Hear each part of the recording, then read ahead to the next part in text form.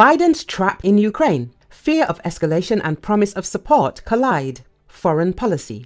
Ukraine's problems go beyond a simple lack of resources. The recent fight over the US aid package demonstrates the strategic paradox that characterizes Joe Biden's Ukraine strategy.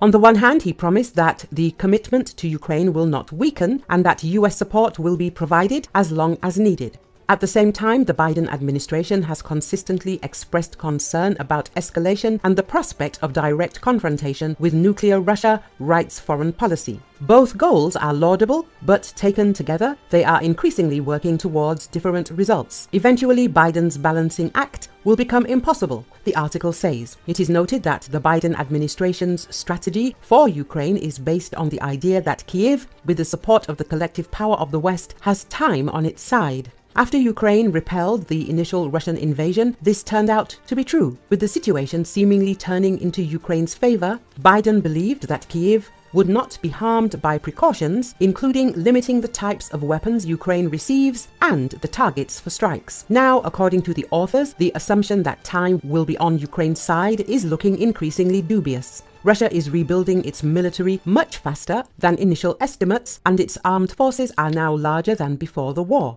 Despite the sanctions, the Russian economy showed modest growth in 2023 and is well positioned to do so again this year. On the other hand, Ukraine's strategic position is becoming increasingly dangerous. Lacking weapons and ammunition, the Ukrainian armed forces were forced to give up ground at the front, while Russia achieved its most significant gains since July 2022 and is said to be preparing for a summer offensive. Even though American weapons are now arriving again in Ukraine, it will take time for them to reach the front. Meanwhile, Ukraine is bleeding. Perhaps even more pressing than the military situation are the political dynamics of the war. A year and a half ago, we wrote that the United States has more patience to support Ukraine than many commentators believed at the time. However, it cannot be denied that any future assistance Ukraine faces significant obstacles. Future aid to Ukraine may depend on who wins the US election. The authors write. They add, the war in Ukraine may look particularly grim now,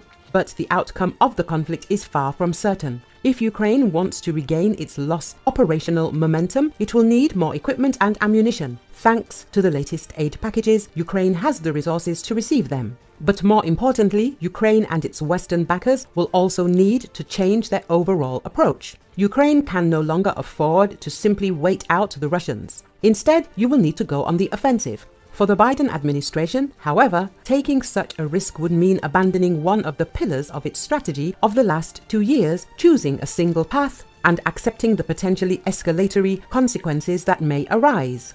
This is a difficult choice, but not doing so could be even riskier, journalists emphasize.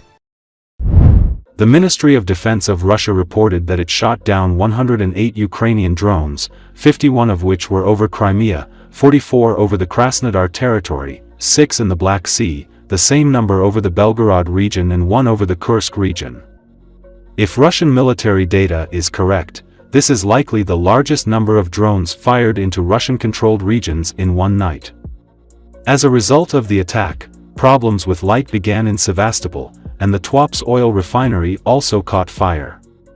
As a result of the attack in Crimea, the Sevastopol electrical substation was damaged, said Sevastopol Governor Mikhail Razvoziv. According to him, while repairs are underway, the city will face power shortages and spot blackouts. Therefore, the authorities cancelled classes in schools and secondary specialized educational institutions, and also stopped the work of kindergartens. In addition, the NetBlocks monitoring service has recorded serious problems with the internet in the city. In the Krasnodar territory, the Tuapse oil refinery was attacked. The regional operational headquarters reported that a fire broke out at the plant, but it was contained. There were no casualties. The Astra Telegram channel, citing local residents, wrote that the port in Novorossiysk was cut off from power. A resident of Novorossiysk said that he heard more than 30 explosions during the night. In the Belgorod region, a drone attacked a car in the village of Oktyabrski, said the regional governor, Vyacheslav Gladkov. As a result, a woman and a 4-year-old child died.